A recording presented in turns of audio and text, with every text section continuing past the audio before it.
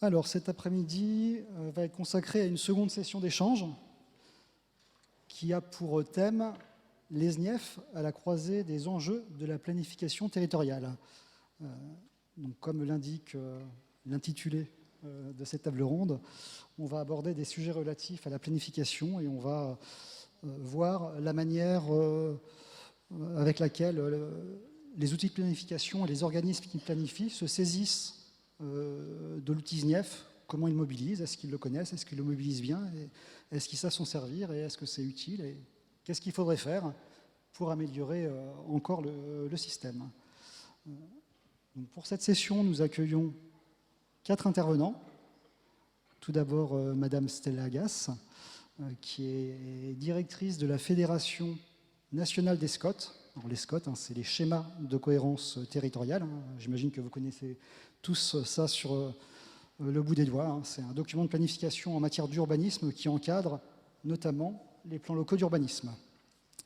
Donc je remercie Madame Agasse qui va pouvoir nous éclairer et qui sera un peu notre phare sur la manière dont les collectivités se saisissent de l'outil et la perception qu'elles en ont.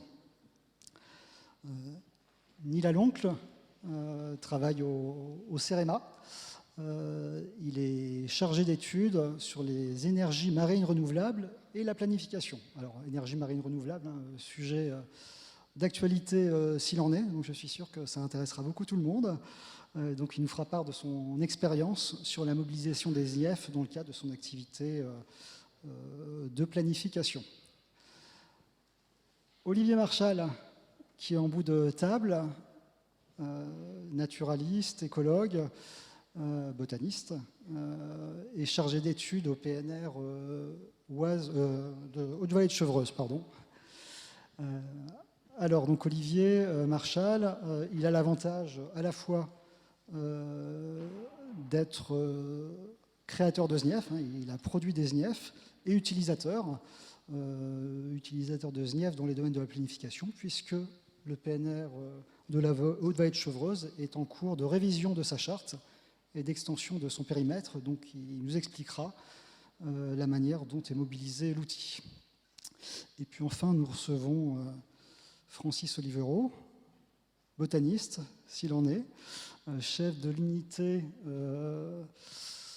connaissance et préservation de la biodiversité à l'ADREAL Centre Val-de-Loire. Donc l'ADREAL, vous connaissez tous évidemment également, Direction régionale de l'environnement, de l'aménagement et du logement. Et donc, alors Francis pilote l'inventaire SNIEF évidemment dans sa région, le mobilise au titre des exercices de planification que mène l'ADREAL, le mobilise également dans le cadre des analyses que peut faire l'ADREAL en appui à l'autorité environnementale. Et puis Francis, c'est aussi un des piliers de l'administration française en matière de SNIEF, puisqu'il contribue depuis longtemps au programme et il accompagne le ministère et le muséum dans les travaux relatifs à la doctrine et à l'évolution de l'outil. Donc je vous remercie à tous de votre présence. La session elle va s'organiser en plusieurs temps. Le premier temps, ça va être une phase introductive avec 2 présentations de Nils sur la planification marine et ensuite de Francis sur la planification terrestre. Et au terme de ces présentations, on pourra commencer un échange en 2 temps.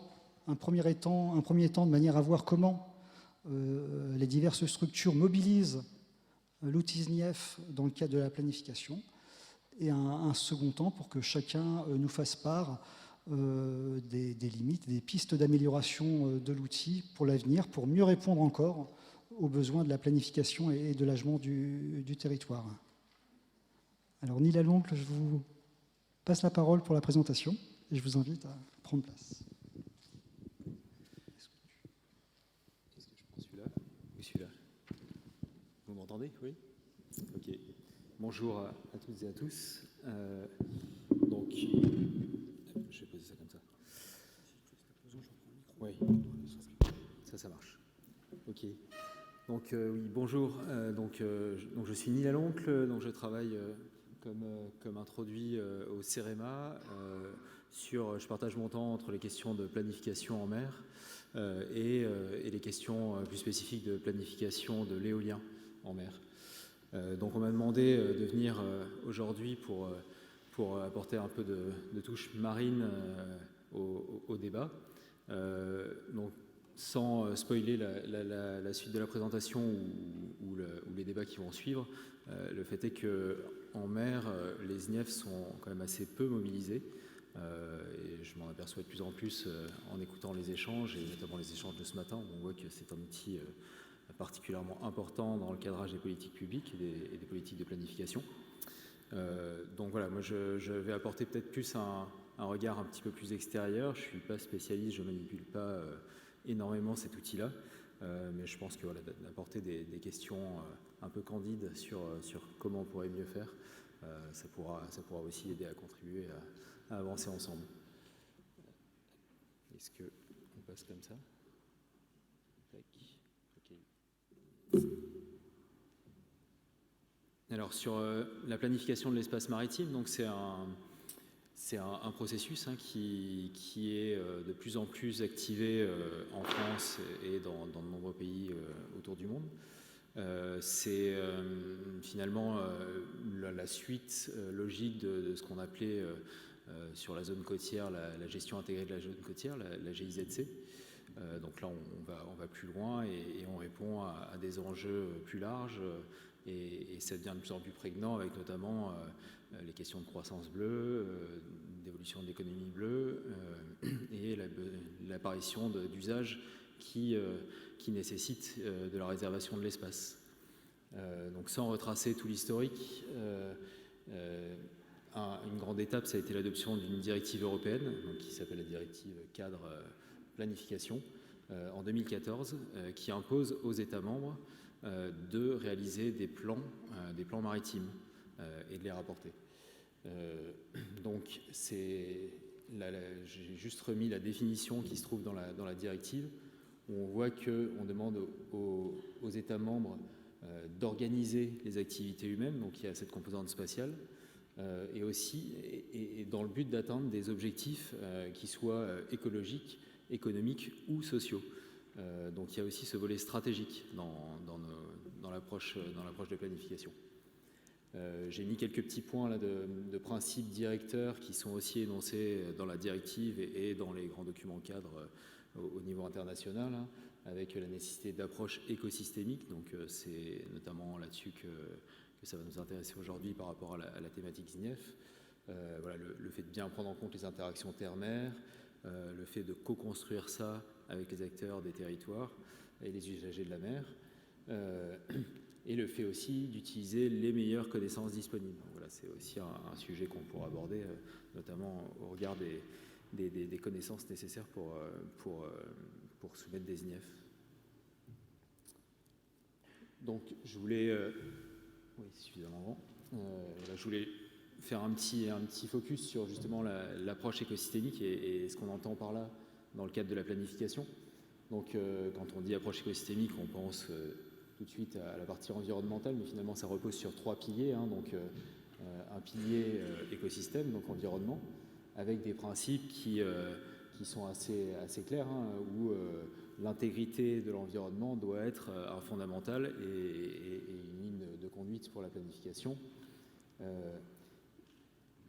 Et l'autre pan vraiment important, c'est de réussir à prendre en compte les bonnes échelles. Et donc en mer, on est sur des échelles assez larges, et donc de pouvoir réaliser ces exercices de planification en tenant compte de l'échelle des écosystèmes qui s'y trouvent et de leur dynamique, donc la connectivité entre les écosystèmes, la mobilité, le milieu marin est un milieu très, très mobile. Donc l'autre pan, c'est d'y intégrer les activités humaines, et donc là aussi on est sur des activités qui sont relativement dynamiques, et l'actualité avec notamment la planification des énergies renouvelables va changer un petit peu cette question-là. Mais voilà, donc prendre en compte cette dynamique spatio-temporelle des activités et également faire le lien avec l'environnement et notamment via les services que peuvent apporter les écosystèmes pour les activités. Et tout le dernier pan concerne la gouvernance et tout l'aspect processus, où, comme je disais, il est fondamental d'associer les différentes parties prenantes dans l'élaboration des plans. La question des incertitudes est aussi assez importante, parce qu'il y a plein de choses qu'on ne connaît pas, qu'on sait mal évaluer. Et donc être capable de prendre des décisions en situation d'incertitude, c'est quelque chose de fondamental. Et aussi la question de gestion adaptative, donc voilà, être capable de suivre, monitorer et réviser les plans en conséquence. Donc comment ça se traduit sur des approches de planification. Donc sur la gauche de l'écran est résumé en gros le processus type en étape très simplifiée de comment ça se passe de construire un plan et de le mettre en œuvre en mer. Donc il y a une première phase qui est dite stratégique, donc on va définir quels sont nos objectifs à long terme qui vont guider l'élaboration des plans. Et donc pour ceci, en termes de besoin de connaissances, là c'est les bulles qui sont sur la droite, on a besoin de connaissances sur les enjeux écologiques, parce qu'on en parle aujourd'hui, mais aussi socio-économiques. Donc où est-ce qu'ils ont, et il y a la notion d'état, donc état de conservation, qu'on a abordé ce matin, qui est fondamentale. On a aussi besoin de connaître quelles sont les interactions entre ces différents enjeux, entre les activités et les enjeux écologiques, avec les notions de sensibilité, d'effets cumulés, et dans le sens opposé, ou en tout cas dans une autre façon de voir les choses, les questions de services écosystémiques. Et comme je disais, les questions d'échelle, donc à quelle échelle se déroulent les processus écologiques, et aussi cette vision finalement de réseau, parce qu'on essaye de prendre du recul, de planifier à assez large échelle, donc comment les différents écosystèmes fonctionnent entre eux. Ensuite, on passe sur des phases dites de développement et d'évaluation, donc j'ai mis une petite accolade parce que on construit des plans, des scénarios, on évalue leurs risques, leurs potentiels bénéfices, et c'est ça qui sert d'aide à la décision pour arriver à l'adoption d'un plan. Et donc là-dessus, on mobilise à peu près les mêmes types de connaissances. Ensuite, la phase de mise en œuvre, c'est là où on va appliquer les décisions stratégiques et spatiales qui sont prises, et où on va autoriser ou non des projets à tel et tel endroit. Et donc sur ça, on a notamment besoin d'une connaissance assez approfondie sur la question d'interrelation. Et enfin la question des suivis, donc voilà, le plan est mis en œuvre, on met en place des systèmes de monitoring, et là on mobilise surtout les connaissances sur l'état des enjeux, et on voit comment ils évoluent, et on adapte en fonction. Donc ça c'était un petit laïus sur la partie approche écosystémique. Comment ça se passe en France? Donc c'est un schéma assez intégrateur qui explique le processus d'élaboration des documents stratégiques de façade, donc qui est un processus piloté par l'État. Et donc vous voyez que ces documents sont cadrés par une stratégie nationale, donc la stratégie nationale mer et littoral, donc qui se décline en quatre façades métropolitaines, donc 4 documents stratégiques de façade sur la métropole qui doivent mettre en œuvre les principes directeurs de la stratégie nationale mer et littoral. Et donc on est sur 2 phases, donc une première phase stratégique, donc là on vient de finir le premier cycle complet d'élaboration des DSF avec cette première phase stratégique dans lequel on a défini des objectifs particuliers, des objectifs stratégiques et une planification spatiale avec ce qu'on a appelé la carte d'évocation. Donc ça, ces documents ont été adoptés en 2019. Et en début 2022, on a adopté les programmes de suivi et les plans d'action qui sont censés aider à progresser vers les objectifs stratégiques. Autre chose importante, on a utilisé ce processus DSF pour mettre en œuvre la directive planification, mais également pour mettre en œuvre la directive 4 stratégie pour le milieu marin, qui elle avait un cycle d'avance et qui est finalement le pilier environnemental de la planification à l'heure actuelle. Et donc voilà, toute la partie de droite du schéma là, c'est les relations avec les parties prenantes, donc à différentes échelles nationales, de façade ou locales, il y a des instances de concertation.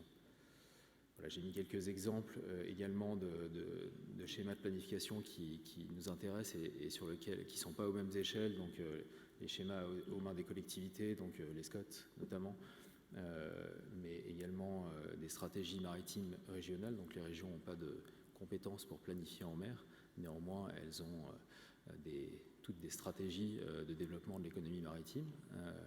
Et donc, il faut pouvoir articuler ça avec les stratégies à l'échelle des façades et la stratégie nationale. Donc, il y a vraiment cette imbrication d'échelle.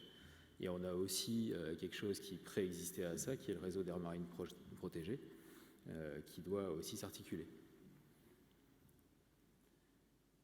Je fais aussi un petit laïus, puisque c'est un sujet d'actualité sur la planification de l'éolien en mer. Donc sans rentrer dans le détail, mais je pense que c'est un bon exemple justement d'articulation entre en amont un plan-programme, puis jusqu'à l'adoption, la désignation de sites et de projets, donc l'articulation entre plan-programme et projet, et aussi un bon exemple d'articulation d'échelle. Donc la première phase de cette planification de l'éolien en mer, ça s'inscrit dans le cadre de ce qu'on appelle la planification pluriannuelle de l'énergie, donc où tous les 5 ans on définit combien de production on vise et globalement où dans les grandes lignes. Et donc ça s'inscrit notamment dans le cadre des documents stratégiques de façade avec la définition de zones de vocation qui sont plus favorables que d'autres au développement de l'éolien. Donc pour ça, on mobilise des données qui sont très large échelle. Donc là, c'est un exemple de carte de modélisation d'habitat préférentiel pour les oiseaux marins, donc avec une intégration multi-espèces. Et ça nous permet de désigner donc la carte de droite, là en bas à droite, c'est la carte d'évocation de la façade Manchès, mer du Nord. Et voilà, on sait que certaines, je ne sais pas si oui, un petit pointeur, donc la zone 5 par exemple est la zone définie comme propice au développement de l'éolien en mer. Donc on est sur ce niveau d'échelle-là, dans un plan programme. Ensuite, on passe sur une phase de débat public. Donc au sein de ces zones, ce qu'on peut appeler des macro-zones préférentielles, on organise un débat public qu'on va nourrir avec des synthèses bibliographiques beaucoup plus détaillées, où on va essayer de mobiliser de la donnée plus fine et des données plus locales. Donc voilà des exemples de cartes. La carte maillée violette, c'est encore une distribution d'oiseaux. La carte en orange, c'est des cartes d'habitat benthique qui sont sensibles. Donc là, c'est l'exemple du parc sud-atlantique, donc en face d'Oléron, voilà, où la zone de débat public, notamment située grandement sur des zones de vasières sensibles. Et la phase suivante, donc on passe sur une phase projet de conception, avec la conception détaillée, avec une étude d'impact classique, sur des caractéristiques qui peuvent être fixes. Et maintenant, on passe aussi sur la possibilité d'avoir ce qu'on appelle des caractéristiques variables, c'est-à-dire d'avoir un champ des possibles. Et il faut évaluer l'impact de ce champ des possibles pour pouvoir ensuite décider de l'étape finale et de la forme finale du projet en fonction de ça. Et c'est aussi à cette phase-là qu'on parle de mesures ERC, donc comme on a discuté ce matin. Je pense que je suis un peu long. C'est la fin les dernières diapos.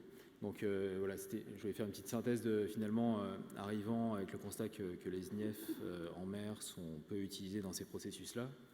Je voulais faire une synthèse de finalement quels sont les besoins de connaissances, qu'est-ce qu'on a besoin de savoir pour orienter la planification, et puis après on pourra échanger sur comment les SNIEF peuvent apporter des éléments là-dessus. Donc on a besoin de savoir quoi, donc quels sont les enjeux écologiques, quelle est leur nature, est-ce que c'est patrimonial, protégé, est-ce qu'ils ont une fonction particulière de support aux écosystèmes, donc où se situe-t-il, d'avoir cette partie cartographique, et aussi la question de l'état de santé, donc quel est leur état et à quoi correspond finalement ce qu'on pourrait appeler un bon état, parce qu'on a besoin de définir des objectifs dits stratégiques, donc il faut qu'on sache où on veut tendre. La question du où, donc voilà la question des cartographies, mais aussi à quelle échelle sont distribués ces enjeux, parce qu'on essaye d'avoir finalement cette vision de réseau, et donc si les enjeux sont distribués sur plusieurs sites à l'échelle de notre façade maritime, où c'est notre échelle de planification, il faut pour qu'on puisse choisir aussi et avoir une notion d'importance relative entre les sites. Et enfin, la notion du comment, donc quelles sont les interactions entre ces enjeux et les activités humaines, donc les questions de sensibilité, les questions de quelles seraient les activités ou la forme des activités qui seraient compatibles, et la question des services rendus pour aussi pouvoir arbitrer les choix de planification de façon éclairée dans les deux sens. Voilà. Et les processus qu'on mobilise actuellement, donc, pour répondre à ces questions-là, j'ai dit que la DCSMM était notre pilier environnemental, donc c'est beaucoup à partir de ça qu'on se base, donc avec un exemple de tableau qui évalue le bon état écologique de, je ne sais plus, c'était des espèces d'oiseaux, et puis des cartographies d'enjeux qui sont plus ou moins détaillées, donc une cartographie de synthèse au milieu et une carte de zone d'enjeux écologiques où il y a des descriptions assez fines qui pourraient presque s'apparenter à ce qu'on pourrait appeler une SNIEF de type 2. J'espère que je ne dis pas de gros mots, mais globalement, c'est un peu cette approche-là. Le deuxième champ vraiment important qu'on mobilise, c'est le réseau d'aires marines protégées, donc avec notamment les sites Natura 2000 qui informent sur la présence d'enjeux écologiques importants. Les petites cartes de droite, c'est pour dire qu'on se base aussi maintenant sur des données de modèles, les grands sites au large. Voilà, c'est pas des observations complètes, c'est aussi des modèles qui tournent. Et l'effet aussi, la carte du bas, c'est une carte de vocation de parc naturel marin. Et donc, pour dire aussi qu'au sein des aires marines protégées, notamment au sein des parcs naturels marins, on fait de la planification spatiale à plus petite échelle. Et donc ça, normalement, c'est imbriqué. Et donc voilà, la question, c'est les SNIEF dans tout ça. Je vous remercie. Et voilà, s'il y aura des questions, je serai ravi d'essayer d'y répondre tout à l'heure.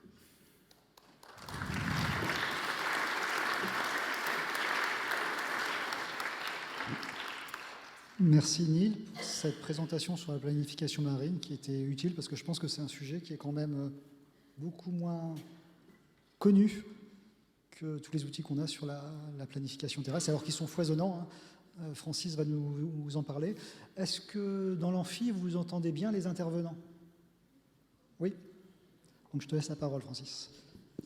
Merci bien. Encore un grand bonjour à tous. Bonjour. Je vous dois 2 informations. La première, c'est que si je ne vous regarde pas vraiment dans les yeux, c'est qu'avec les lumières, on vous devine plus qu'on vous voit. Donc, et la deuxième, pour ceux qui remarquent que cette partie-là sourit, parce qu'on a une souris qui fait tout un show ici. Et si vous ne faites pas trop de bruit, avec un peu de chance, elle va traverser et ça sera l'autre partie qui pourra en profiter. Voilà, ça c'était pour que vous ayez tous les éléments à niveau égal. Alors, donc la planification, on va commencer juste par une photo. De montagne, ça a été dit, on ne parle peut-être pas assez de montagne, je travaille en région toute plate, mais là, du coup je suis tout le temps en montagne. Et là vous avez au premier plan un stipopoïdon, c'est-à-dire un groupement très sensible de pelouse, puis après vous avez ce qui était des prairies humides qui ont été urbanisées, puis on voit encore l'urbanisation qui monte, et puis après on arrive à des paramètres autres comme la topographie qui empêche de construire. Donc l'importance de tout ça, c'est bien effectivement de pouvoir planifier, de se poser des questions, finalement d'ordonner ce que l'on va urbaniser, préserver, aménager. Alors voilà, là vous avez la vision, donc c'est les propos qui sont sur le site du ministère. Donc c'est une vision politique, un projet de territoire, normalement quand même assez sur le long terme, aménager tout en préservant, en améliorant le cadre de vie, et on a bien assuré un respect de l'équilibre entre espaces naturels, agricoles, forestiers, etc. Et puis vous avez plein de sigles, je ne suis même pas certain que je pourrais tous vous les donner, tu l'as dit, c'est foisonnant. Alors vous pouvez avoir une vision comme ça, très sympathique de la planification. J'ai pris volontairement à chaque fois des exemples qui ne sont pas français, donc là c'est suisse, où vous avez quelqu'un qui, un grand sourire aux lèvres, va faire des traits sur une carte et tout va bien se passer. Évidemment, c'est beaucoup plus compliqué que ça. C'est tellement compliqué que là, ce n'est pas pour que vous voyez ou que vous lisiez, mais voilà, il y a plein de schémas et c'est abondance de flèches, et ce qui est normal. Donc la première chose, c'est que la planifier n'est pas simple, c'est important, mais ce n'est pas simple. Deuxième chose, on a aussi peut avoir une certaine tendance à confondre planifier avec une tendance qui pourrait être un peu, et l'époque actuelle n'en est pas dénuée, un peu autoritaire, d'autoritarisme. Ce n'est pas l'objet non plus. Planifier, ce n'est pas rigidifier. Là, de nouveau, j'ai été prendre volontairement un exemple hors pays. j'ai rien du tout contre la personne, hein. Voilà, il proposait, c'est dans son livre Planification territoriale et réseau en Espagne, voilà, de planifier les routes. Vous voyez, alors au moins, ça, c'est pas une fausse carte, c'est une vraie carte. C'est certainement très efficace en apparence, mais vous imaginez, et pour les personnes qui sont concernées, et pour la biodiversité, qu'évidemment, on ne peut pas plaquer comme ça ce genre de choses. D'où une question qu'on doit toujours avoir à l'esprit.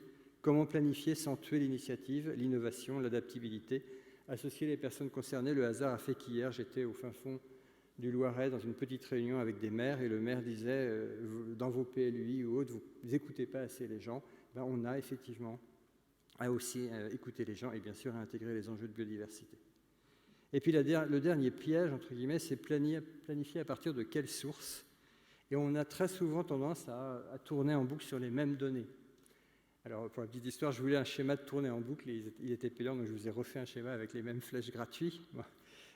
Et ce que je veux dire par là, c'est qu'on va effectivement remettre un peu toujours les mêmes données dans le système. Et il y a un outil qui n'est pas un outil il y a un outil qui bouge, et c'est l'inventaire des SNIEF. Donc un outil régulièrement actualisé, concernant toujours plus d'espèces et d'habitats. On avance, on a parlé des groupes taxonomiques. Hein, le colloque s'est ouvert sur Eurocibe calyptriformis, qui est un champignon mythique parce que je cherche à le voir depuis toujours et que je ne l'ai pas vu. Et les champignons ont leur place, les habitats naturels ont leur place, les papillons, les libellules, etc. Bon, il n'y a pas les virus forestiers, mais les publis sont récentes. Et donc toujours plus d'habitats remarquables, c'est vraiment le seul dans sa catégorie par rapport à la biodiversité. Ce qui ne veut pas dire qu'il ne faut pas, on ne va pas actualiser régulièrement tous les sites Natura 2000, tous les arrêtés de biotope. Donc l'outil nécessaire de connaissance dynamique, ça doit être l'outil des SNIEF. Ça l'est. Après, ça veut dire des moyens. Donc comme il y a 10 ans, je plaide pour des financements toujours plus pour les SNIEF. Et ça veut dire aussi des moyens techniques dans les assos, dans les bureaux d'études, dans les services de l'État, dans les collectivités. Et on a besoin de monter en technicité. Et c'est très important pour pouvoir faire de cet outil un outil toujours plus actualisé. Et actuellement, il n'est pas de temps, les données se périment. D'autres, la réunion de secrétariat en parlera, mais que ça soit au bout de 12 ans ou de 24 ans, c'est déjà long. Et en même temps, au niveau des temps des outils de planification, ça reste très, très effectif. Donc on va faire un petit zoom rapide sur quelques-uns, vraiment juste quelques-uns. Évidemment, vous avez le SRADET, le schéma régional d'aménagement, de développement durable et d'égalité des territoires, avec tout ce qui tourne autour. Alors je vous ai mis je me suis inventé un mini logo SNIEF rond, mais avec, vous reconnaîtrez les couleurs. Plus le trait est épais, plus les SNIEF ont leur part. Bon, les SNIEF sont très clairement un des moteurs dans le schéma régional de cohérence écologique et les réservoirs de biodiversité. Et malheureusement, par exemple, dans le schéma régional éolien, j'ai mis un petit logo SNIEF, mais on ne peut pas dire que ça soit réellement un outil qui ait beaucoup pris en compte les SNIEF et pas toujours d'ailleurs plus largement la biodiversité. Schéma régional climat, air, énergie, schéma régional d'aménagement et de développement du territoire, schéma régional des infrastructures de transport. Et puis vous avez un autre gros document, le volet eau, on en parlait ce matin quand on parlait des compensations qui venaient en partie aussi par la partie loi sur l'eau, mais il y a aussi donc tout ce qui est zone humide. Et là, vous avez le SDAGE, le schéma directeur d'aménagement et de territoire, et puis donc de gestion des eaux, pardon, et le SAGE et tous les SAGE qui vont avec. Alors, si on zoome un peu sur le SRADET par rapport au SNIEF, 3 échelles, donc si je ne les fais pas apparaître, voilà. Régional, bassin de vie, échelle intercommunale, tout ça, ça vous sera redit. Par exemple, sur les SCOT, il y a des gens beaucoup plus compétents que moi. Le SRADET, qui impose sa compatibilité à la charte des plans des parcs naturels régionaux, dont on va voir un extrait juste après. Le schéma de cohérence territoriale, donc le SCOT, le plan local d'urbanisme, PLU, PLUI quand c'est intercommunal, les cartes communales, etc. Donc des outils qu'on voit en Andréal, par exemple. Et le schéma régional des carrières, qui va prendre en compte, entre autres, le SRADET et qui va être compatible avec le SDAGE. Alors, je ne veux surtout pas commencer à vous les détailler tous. D'abord, je n'aurai pas sur tous les outils la compétence. Et puis, je vais vous perdre. Je vais juste donner 3 exemples, un par échelle de territoire. Donc là, vous avez l'échelle régionale. Et je vous ai pris la carte du SRCE Région Centre, la trame pelouse-calcicole. Vous avez les SNIEF en bleu et vous avez le SRCE en orange. Et on voit que c'est très complémentaire. C'est-à-dire que les SNIEF ont beaucoup contribué à la définition des zonages des réservoirs de biodiversité du SRCE, mais pas que. Et logiquement, parce que dans la maille, entre guillemets, dans le niveau discrimination qu'on attend d'un schéma régional de cohérence écologique, eh bien, il y a des territoires moins riches, moins emblématiques, plus dégradés, mais qui font bien partie des réservoirs de biodiversité autour des SNIEF. Autre exemple, en fait, je me suis dit, je vais prendre les deux derniers dossiers qui étaient tout récents, pour les deux derniers exemples, charte des parcs naturels régionaux. Donc on les étudie, on les voit, hein, donc vous imaginez avec toutes sortes de zonages et de préconisations. Et là, vous avez l'extrait donc de la charte des PNR dont j'ai fini l'avis récemment. Et qu'est-ce qu'on trouve logiquement dans cette charte, comme dans pratiquement tous les parcs naturels régionaux? Réservoirs de biodiversité prioritaires et secondaires, déterminés en particulier par les SNIEF et les SNIEF de type 1. On pourra revenir sur 1 et 2 s'il y avait aussi des questions ce matin. Et puis là, des prescriptions simples. Hein, la préservation des réservoirs de biodiversité prioritaires passe par la reconnaissance en tant que patrimoine remarquable à protéger dans les documents d'urbanisme. Peut-être pas toujours, toutes les SNIEF n'ont pas forcément besoin, j'ai entendu parler des recours, mais ça dépend. Une SNIEF peut être en N, mais elle peut être aussi en A, quand c'est une SNIEF pour certains types d'espèces de milieux agricoles. Et vous voyez, il est marqué, alors c'est drôle parce que cette charte nous donne des orientations, et donc le PNR nous demande d'actualiser l'inventaire, voire de développer le réseau des SNIEF, et je ne serai pas contre, évidemment, au contraire.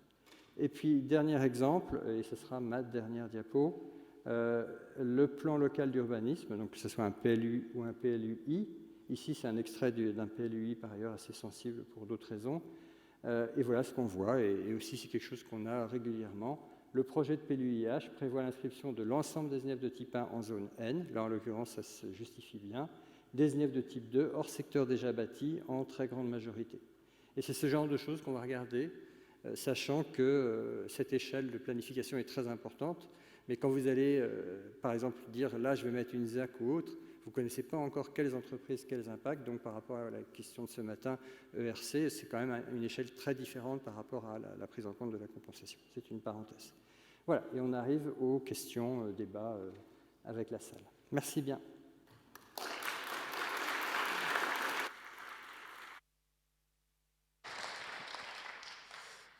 Merci Francis pour cette présentation très complémentaire. Comme je vous l'ai dit en introduction, on va organiser cet échange en deux temps. On va, dans un premier temps, discuter et échanger avec nos intervenants et puis la salle sur la manière dont sont mobilisés les SNIEF par les planificateurs. Et dans un deuxième temps, on abordera éventuellement les pistes d'amélioration de l'outil et que les utilisateurs nous disent quels seraient leurs besoins. Alors le premier volet de cet échange, on va s'interroger sur les enjeux de biodiversité. Comment sont-ils pris en compte dans les exercices de planification? Les SNIEF sont-elles des outils déterminants dans la planification pour prendre en compte ces enjeux de biodiversité? Et puis ces SNIEF, est-ce qu'elles sont considérées comme des contraintes? On a parlé de sites classés en SNIEF. Est-ce que c'est perçu comme des contraintes ou est-ce que c'est perçu comme un outil d'appui à la planification? Et en définitive, est-ce que c'est efficace? Est-ce que les planifications prennent bien en compte les enjeux de biodiversité au travers des SNIEF? Alors Stella Gass, directrice donc, de la Fédération nationale des SCOT, les collectivités évidemment sont les premiers planificateurs en France, les SCOT, les PLU, enfin beaucoup de travail de planification. Généralement, est-ce que les collectivités connaissent l'inventaire SNIEF?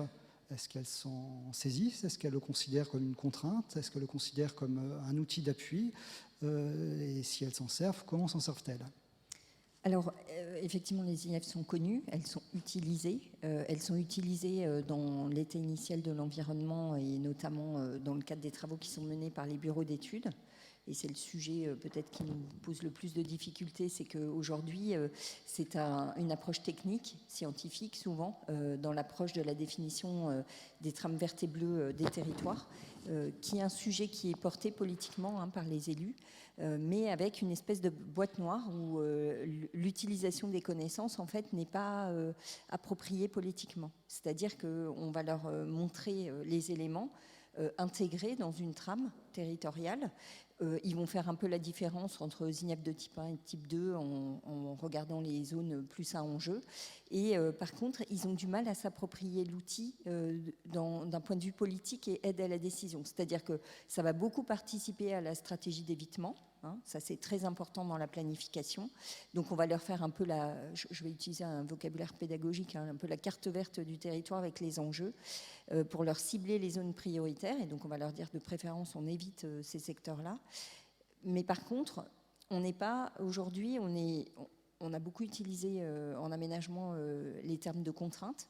Et là, on arrive à un moment de la planification où les élus nous disent on ne veut plus utiliser un vocabulaire contrainte environnementale.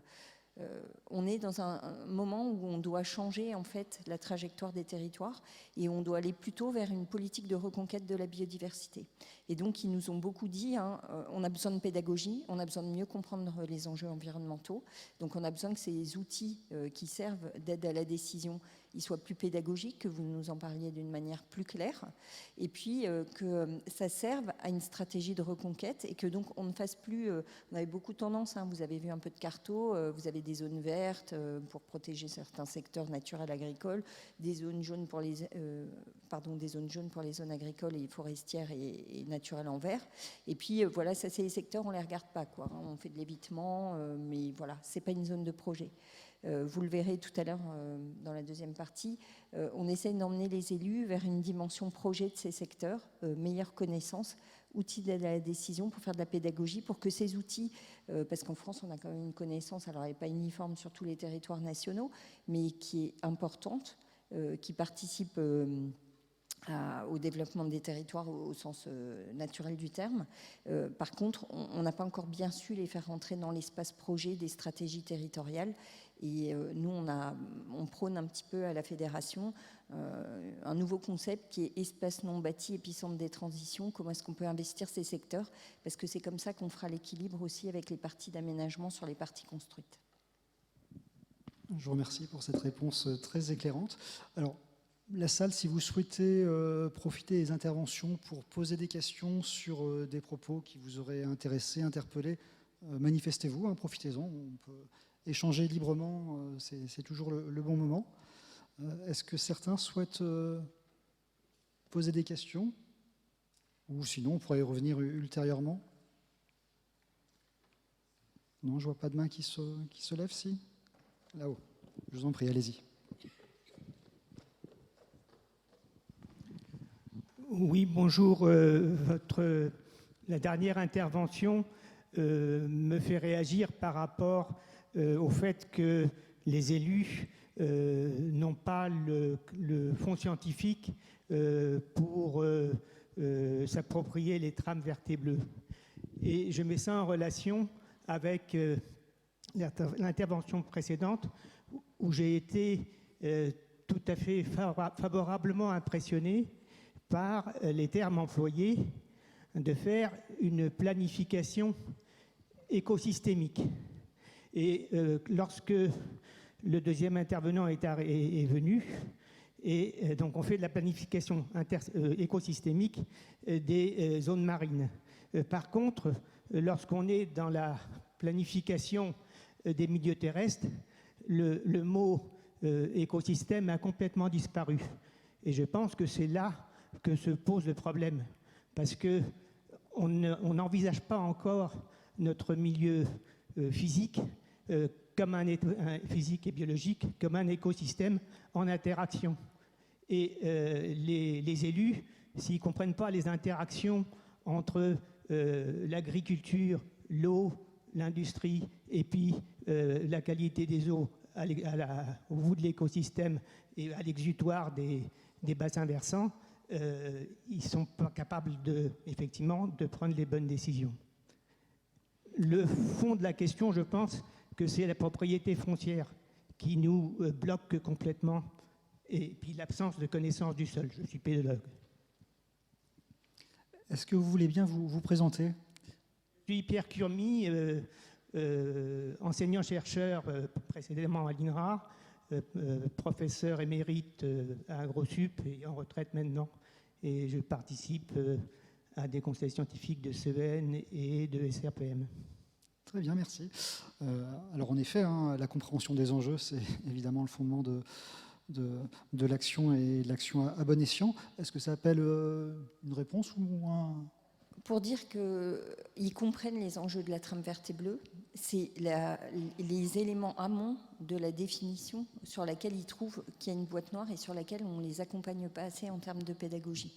Par contre, je partage tout à fait ce qui vient d'être dit sur les enjeux écosystémiques des territoires et comment on arrive à mieux accompagner nos élus sur ces sujets, mais ils ont conscience, parce que quand on a commencé à travailler sur le ZAN, la première chose qu'ils nous ont dit, c'est n'oubliez pas les continuités écologiques, travailler en fait l'organisation fonctionnelle du territoire, et on arrive de plus en plus sur les nouveaux modèles d'aménagement à dire si on veut investir les espaces non bâtis et en faire un projet environnemental du territoire épicentre des transitions, on a besoin de discuter des services écosystémiques, de les clarifier et là aussi de faire de la pédagogie.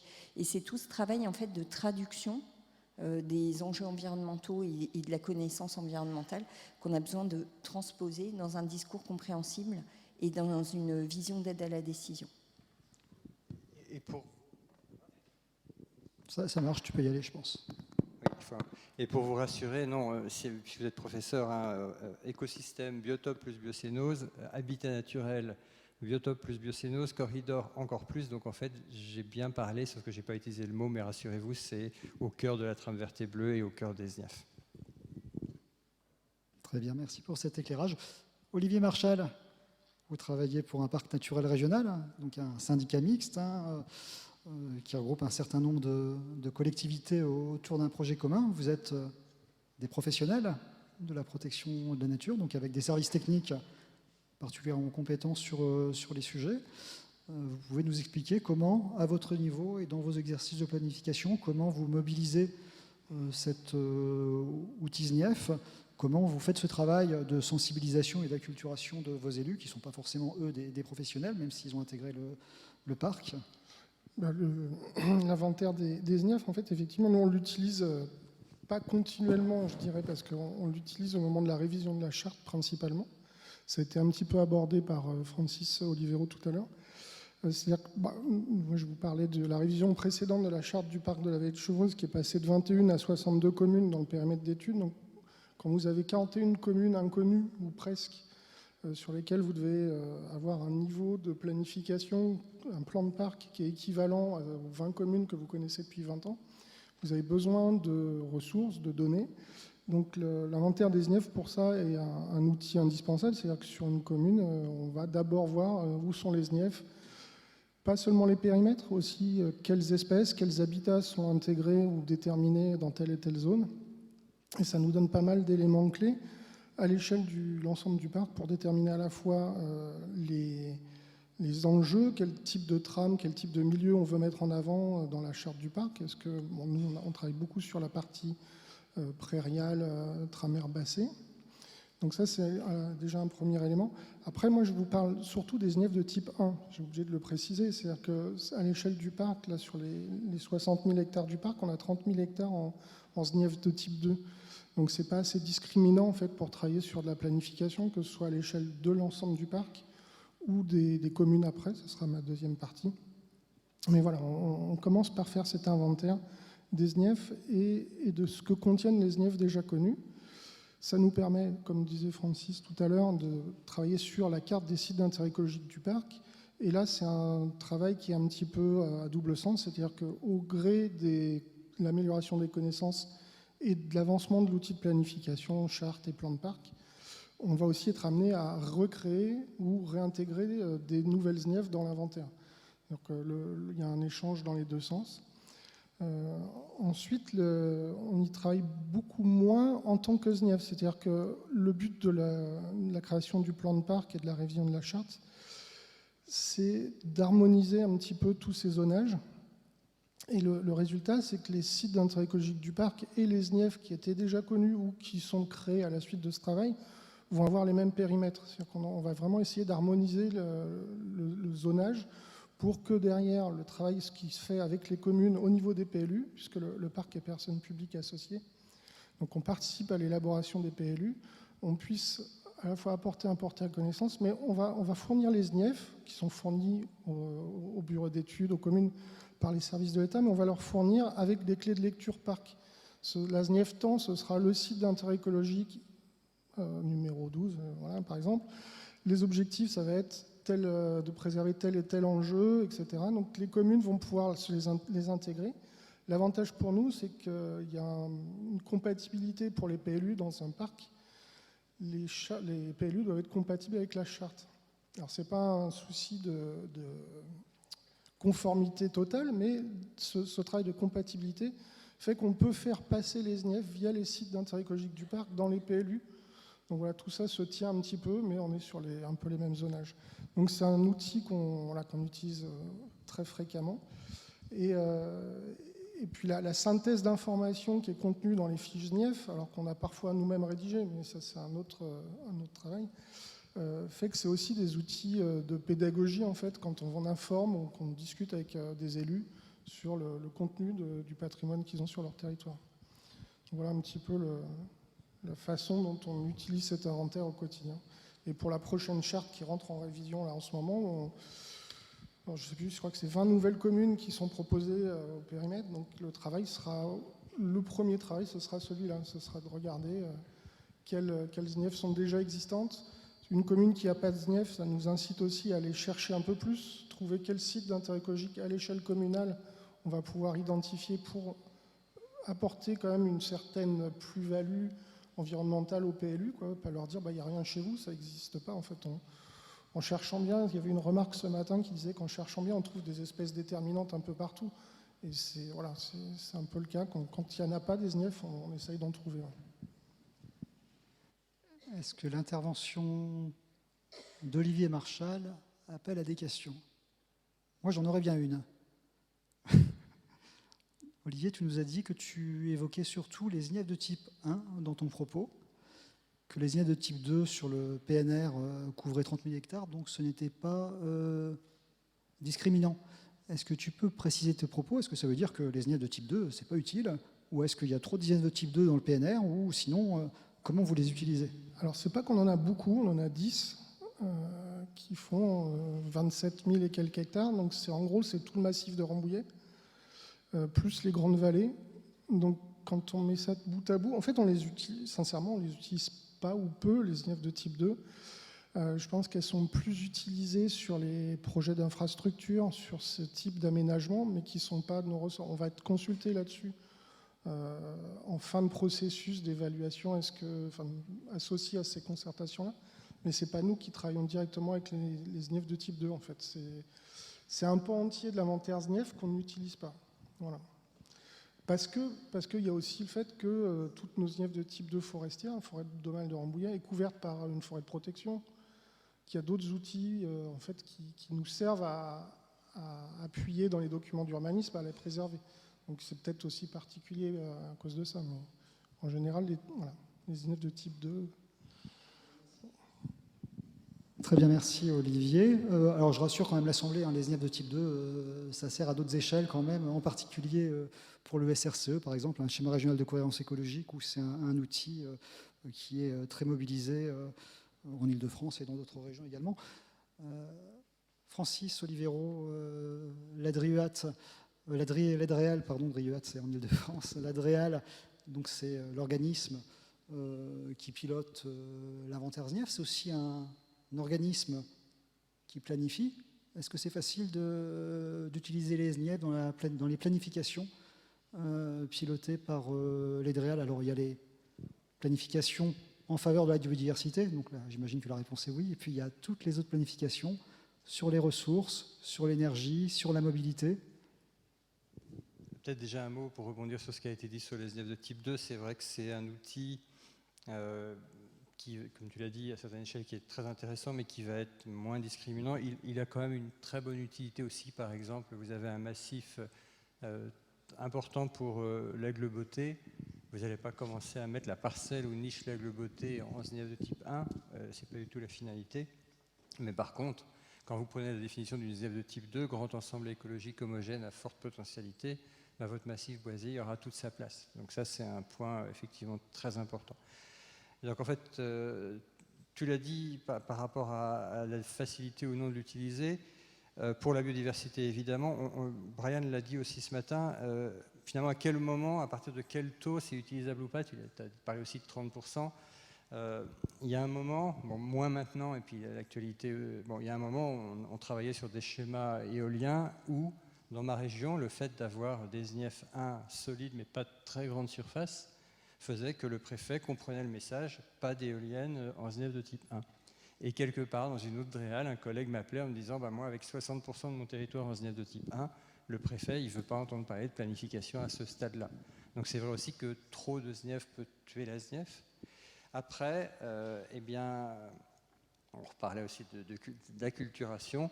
Oui, c'est la biodiversité, mais après, même avec les autres thématiques, transport, énergie, etc., ça peut encore être perçu comme, non pas comme vous l'avez très bien dit, une opportunité à saisir, mais plus comme je l'ai, je fais avec, et maintenant je le mets dans un coin et je passe à autre chose. On a encore vraiment besoin de porter la promotion de cet outil dans la planification. Est-ce que la salle souhaite réagir ou poser des questions sur ces échanges?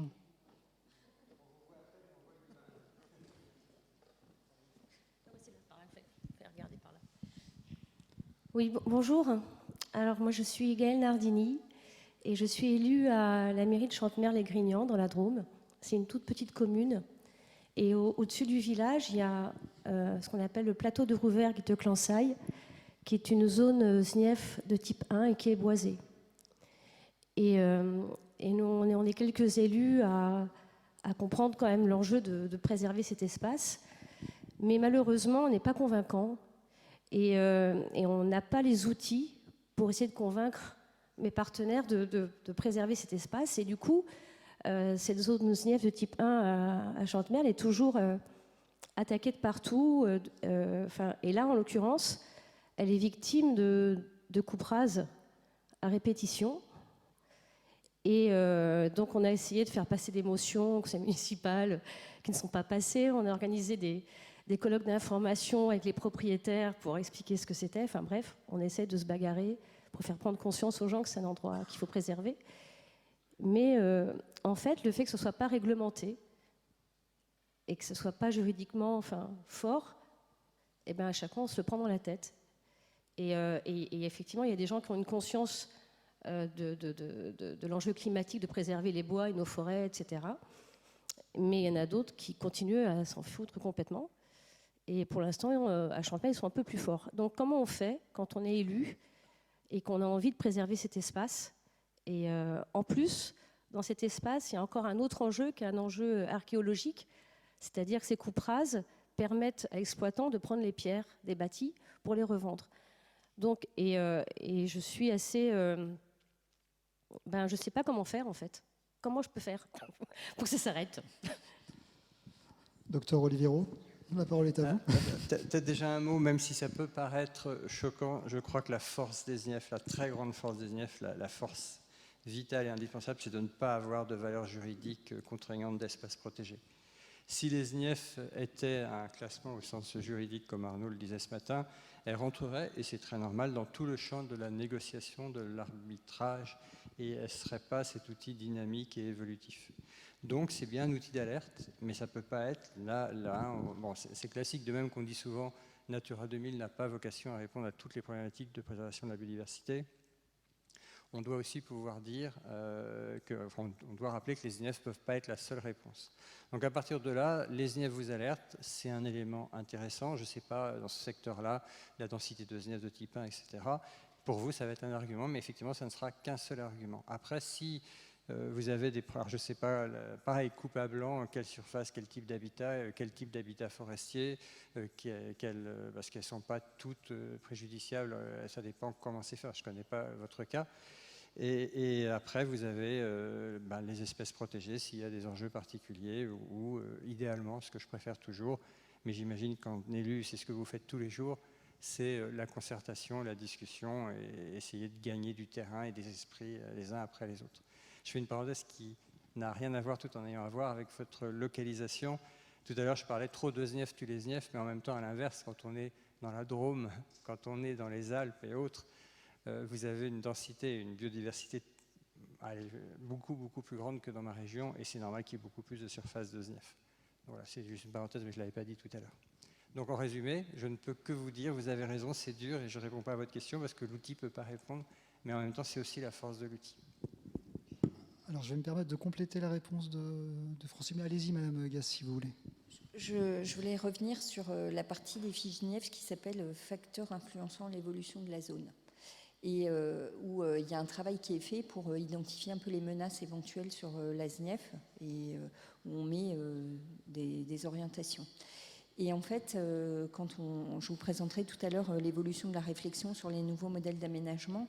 Un des sujets, ça va être l'appropriation de ces sujets par les acteurs et les habitants des territoires. Cette richesse, en fait, on va la préserver d'abord que si on la connaît, qu'elle est appropriée, qu'on mesure l'importance qu'elle a pour son cadre de vie, mais aussi pour sa santé, pour le fonctionnement du petit cycle et du grand cycle de l'eau, enfin tous les enjeux de biodiversité écosystémique qu'on a évoqués tout à l'heure. Et du coup, sur cette partie menace, il faut aussi se faire ce travail de pédagogie et de transformation c'est quoi notre projet pour ces territoires et comment il contribue au projet territorial d'ensemble, à la stratégie territoriale des acteurs et des élus. Et c'est dans ce moment de transformation du regard, quand je parle, et je fais exprès d'utiliser le terme reconquête de biodiversité, parce qu'aujourd'hui on parle d'érosion, on parle de menaces, de contraintes, de protection. Il faut qu'on arrive à transformer le regard sur qu'est-ce qu'on fait positivement sur ces espaces et comment collectivement on en est responsable.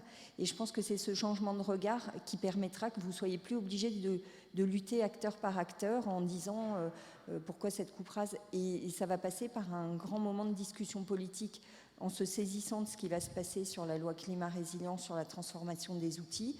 Le SCOT doit être revu, le PLU qui décline la stratégie territoriale du SCOT des élus va devoir être...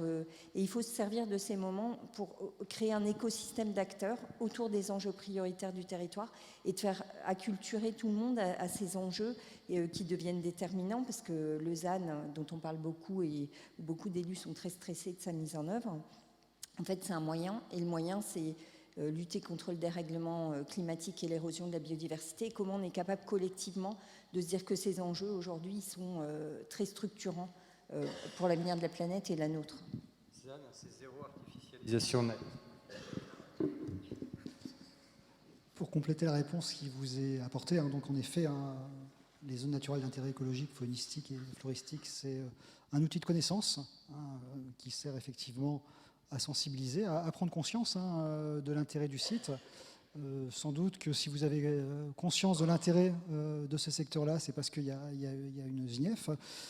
Et j'ajoute qu'actuellement, il y a un grand exercice de planification qui s'appelle la stratégie air protégé et qui mobilise largement l'inventaire ZNIEF. Maxime Jucca l'a rappelé ce matin. Et donc, en mobilisant l'inventaire ZNIEF, les secteurs les plus remarquables de votre territoire ont dû être identifiés et peuvent être éligibles à une protection forte qui pourra réglementer certaines activités ou usages. Donc je vous invite à vous rapprocher de votre DREAL ou de votre DDT de manière à savoir si le secteur que vous évoquez a été considéré dans le cadre de cette stratégie air protégée qui pourra appeler à des protections d'ordre réglementaire ou foncière. Alors, je vous propose, est-ce qu'il y a d'autres questions, remarques? Oui, Arnaud.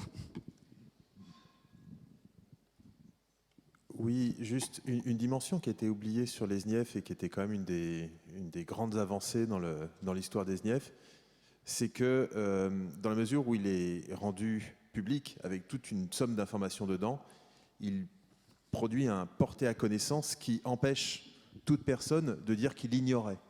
Et ça, c'est très important parce que du coup, s'il y a des informations sur les espèces protégées dans votre zone, la personne qui porte atteinte à la zone ne pourra pas dire « je ne savais pas qu'il y avait des espèces protégées ». Et c'est peut-être là, à l'heure actuelle, le plus grand impact légal indirect mais des SNIEF, c'est sa valeur de porter à connaissance publique des enjeux de patrimonialité et des enjeux, enfin, des éléments qui sont soumis à réglementation au sein de la zone.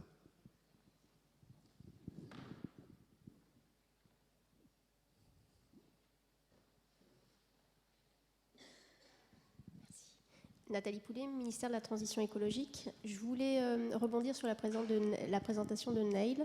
On a vu qu'en fait l'usage des SNIEF dans le milieu marin n'était pas du tout celle enfin celui en milieu terrestre, est-ce qu'il peut expliquer ce phénomène, voilà, en quelques mots? Tu m'enlèves la question de la bouche. Merci. Oui, donc j'ai préparé quelques éléments de réponse sur cette question-là en amont. Donc effectivement, hein, j'ai bien présenté le fait qu'on a peu mobilisé, voire pas mobilisé les SNIEF dans les processus de planification actuellement. Donc on s'est posé la question hein, quand Fanny nous a contactés pour intervenir dans ce colloque. J'ai échangé avec des collègues. On s'est posé la question, bah oui, pourquoi on les a pas prises? Donc il n'y a pas eu de comité à un moment ou à un autre qui s'est dit, bah non, on prend pas les SNIEF, on prend autre chose. Mais le fait est qu'elles sont un peu passées sous le radar. Et on a vu quelques explications voilà, qui sont sans doute pas exhaustives, mais que je peux vous exposer là. D'une part, le fait qu'on a d'autres sources, en fait, donc les SNIEF en mer sont peut-être développées plus tard et de façon moins importante de par la difficulté d'accès, la difficulté de description, la difficulté d'acquisition de données. Donc on a moins de SNIEF en mer. Et au moment où les besoins de planification marine sont arrivés, on avait d'autres outils qui répondaient peut-être mieux à la question ou de façon plus intégrative et à une échelle qui correspondait mieux à l'échelle de planification, c'est-à-dire une échelle plutôt façade maritime. Et en premier lieu, hein, je l'ai cité tout à l'heure, il y a la directive 4 stratégique pour le milieu marin, donc qui est une directive européenne qui demande aux États membres de retrouver le bon état écologique des eaux marines. C'était pour 2020, donc, mais ça continue. Et donc dans le cadre de la mise en œuvre de cette directive, le premier étage de la fusée, c'est une évaluation de l'état du milieu et une évaluation de ce que devrait être le bon état écologique. Et ça, c'est décrit selon 11 descripteurs écologiques, donc des descripteurs qui parlent d'espèces, des descripteurs qui parlent d'espèces exploitées, d'espèces patrimoniales, d'habitat, mais qui vont aussi parler de pression, voilà, des diverses pressions qui ont lieu en mer. Et donc du coup, ce matériel-là, qui délivre aussi des informations qui sont spatialisées, et qui se font à une échelle, l'échelle imposée par la Commission européenne, qui est la sous-région marine, qui correspond peu ou prou à nos façades maritimes. C'était un outil très intéressant et qui doit en plus aboutir à une stratégie qu'on a intégrée dans le processus. Donc, c'est pour ça, je pense que d'une part, les informations sur l'environnement qu'on a mis dans la planification en mer, on a beaucoup mobilisé cet outil-là. L'autre outil qu'on a aussi mobilisé, qui était au préalable, c'était les aires marines protégées, donc le réseau d'aires marines protégées qui est très étendu et avec des zones plutôt côtières, des zones plutôt au large, et notamment dans la diapo que j'ai présentée, il y avait l'image du site du réseau Natura 2000 en France métropolitaine. On voit qu'on a désigné récemment des zones au large qui sont très extensives, qui reposent sur, même s'il y a un aspect réglementaire et elles sont issues d'une négociation, donc c'est pas une SNIEF, c'est pas le contour d'un site Natura 2000 n'est pas guidé par voilà, il y a un grain de négociation là derrière, mais la démarche elle reste quand même une démarche de présence-absence d'inventaire, et donc on a aussi mobilisé ces outils-là pour justement avoir une bonne représentation spatiale de nos enjeux pour pouvoir planifier. Donc voilà, ça c'est un petit peu les autres sources qui étaient au préalable. Et puis voilà, l'explication aussi, j'en ai parlé, c'est l'échelle et le milieu. En fait, on est dans un milieu qui est fluide, qui est hyper connecté, avec des habitats, ceux qui sont sur le fond ils ne bougent pas, mais on a plein d'espèces qui sont mobiles et où on est bien en peine de pouvoir les spatialiser et de faire une patate autour de leur zone de vie. Et de prendre ça, de mettre ça sur une carte et de rentrer ça dans un plan. Et donc, voilà, toute la difficulté, je pense, de fournir des informations complètes, parce qu'on a aussi besoin d'avoir une couverture relativement complète de la zone étudiée, la zone planifiée, donc la façade. Et en fait, voilà, on voit que le réseau de SNIEF n'est pas encore assez développé pour ça. Alors, on parle des SNIEF de type 1, parce que effectivement, on peut mobiliser des informations ponctuelles sur une patrimonialité particulière sur certaines zones. On voit qu'on a aussi besoin d'avoir cette approche, je repense à la première question de monsieur en haut, sur sur l'approche écosystémique. Donc on a aussi besoin de savoir comment fonctionne cet écosystème pour justement appréhender cet équilibre qui est, je pense que, voilà, je ne vais pas faire de comparatif brut avec la Terre, mais on sent bien que voilà, cet équilibre est beaucoup plus peut-être imbriqué, beaucoup plus sensible, et qu'un déséquilibre va se traduire sur beaucoup d'écosystèmes. Et voilà, et ce qui nous empêche en fait d'avoir une approche ponctuelle par site, et donc on doit être plus large que ça. Donc voilà, la question c'est est-ce qu'avec l'outil SNIEF on peut adresser ces questions-là. Et peut-être pour nuancer quand même, c'est qu'en mer on peut avoir différents types d'espaces, donc par rapport à la côte. Donc dans le proche côtier, on a l'évolution des outils de planification qui est en route, et notamment avec une ordonnance de 2020 qui ouvre la voie au volet maritime de Scott, sans faire de chapitre individualisé. Et donc, dans ces démarches de planification locale, l'outil SNIEF, qui a un fort intérêt en termes de portée à connaissance, et donc là il faut qu'on renvoie aussi à tout ce qui a déjà été dit et tout ce qu'on dira sur comment on porte à connaissance les enjeux. Là il y a une réelle plus-value à mobiliser les SNIEF, parce que les outils dont j'ai parlé précédemment sont à des échelles plus larges et ne vont pas parler à des élus locaux qui veulent planifier leur zone côtière. Par contre, quand on s'éloigne et qu'on va au large, là j'ai dit, on a des dynamiques qui sont beaucoup plus étendues, peut-être des sources de données à mobiliser avec des approches de modélisation.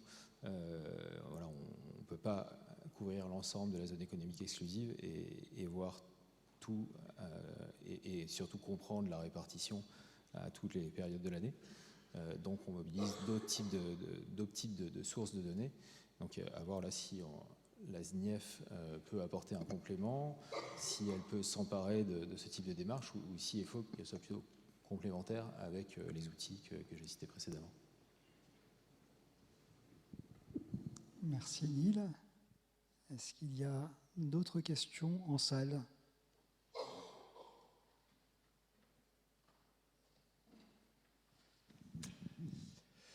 C'est pour rebondir sur ce qu'a dit M. Aurélou sur l'intérêt des SNIEF. Elles n'ont pas de portée juridique, mais elles ont beaucoup servi sur les aspects juridiques pour contrecarrer des projets. Le problème des SNIEF, c'est qu'elles ne donnent une information que sur les périmètres qui sont identifiés en SNIEF, et hors des périmètres SNIEF, comme ça a été dit ce matin, il reste des territoires qui ont des enjeux, mais pas suffisants pour être mis au devant de la scène dans le cadre de divers projets communaux. Et il y a quand même aussi un autre outil qui me paraît aussi intéressant, c'est le SINP, avec toutes les données publiques, et qui normalement sont des portées à connaissance qui peuvent être faits auprès de tous les aménageurs, de toutes les collectivités. C'est complémentaire à celui des SNIEF quelque part, et qui est plus large, et qui permet d'actualiser en instant donné le contenu du SNIEF aussi.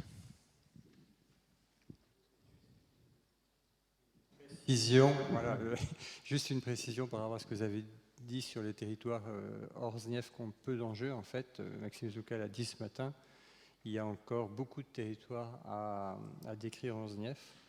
En 10 ans, là, dans la région, à raison d'à peu près 50 par an, on en a fait plus 500, et on est loin d'avoir fini. Et c'est, je crois, très important aussi d'avoir ça à l'esprit.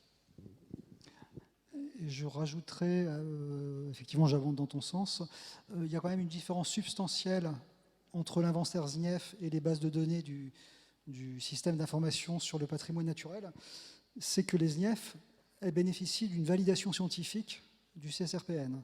Les données qui sont dans les bases de données, elles peuvent être validées, elles ne le sont pas toujours, ou ça met du temps à être validé. Donc ça veut dire que ce n'est pas évident de faire des portées à connaissance sur une partie des données qui sont validées et d'autres qui ne le sont pas. Et leur mobilisation nécessite d'avoir un petit peu un œil expert sur l'interprétation qu'on fait des données, des bases de données. Alors que les SNIEF, c'est quand même un peu plus un outil, je dirais, clé en main, même si c'est un peu technique dans sa rédaction. La donnée, a priori, est validée scientifiquement. Et je dirais dégrossi, hein, quand on a, voilà, tu parlais, je sais pas, c'était la globauté que tu évoquais tout à l'heure. Voilà, quand on a une donnée d'aglobauté, est-ce que c'est une donnée d'oiseau nicheur, ou est-ce que c'est une donnée d'observation en vol?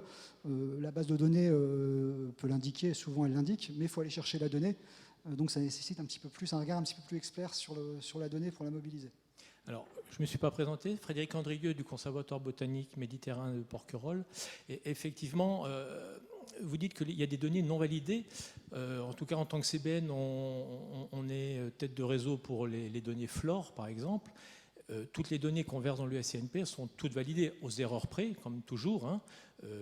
Et c'est des données qui ensuite servent dans les SNIEF toujours aux erreurs près.